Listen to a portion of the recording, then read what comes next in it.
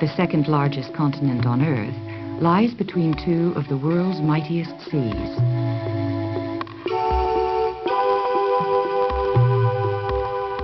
Africa has been called the birthplace of man.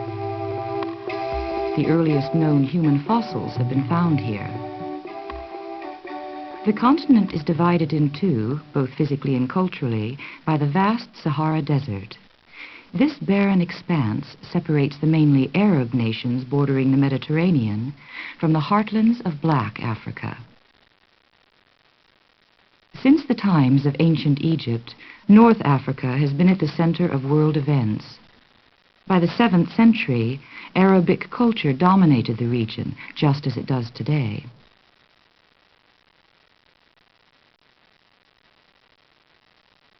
South of the Sahara Desert lies Black Africa. 40% of Africa's land mass is savanna country, wide open grasslands that support a wealth of plants and animals.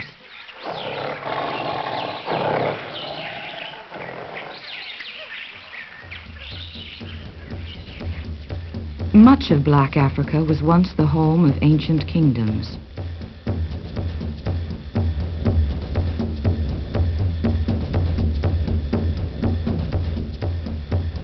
Some of today's Africans live in ways similar to those of their ancestors. Others have adopted wholly different lifestyles.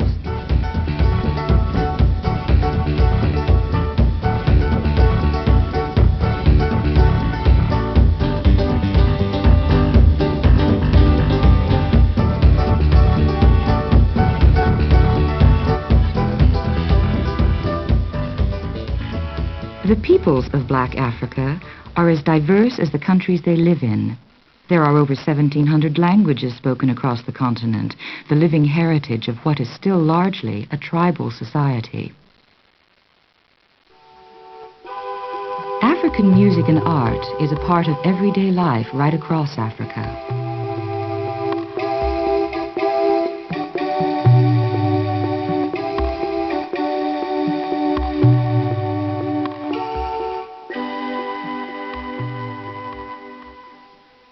The contrasts of Africa are apparent in the ability of nations to exploit the continent's oil and mineral wealth. South Africa, for example, produces 2/3 of the world's gold supply.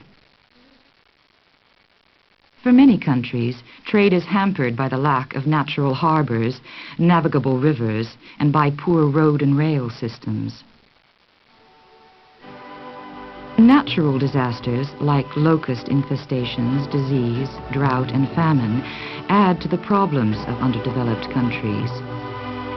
Recent tragedies have been the focus of concern and international aid, but long-term solutions are needed if Africa's young nations are to evolve.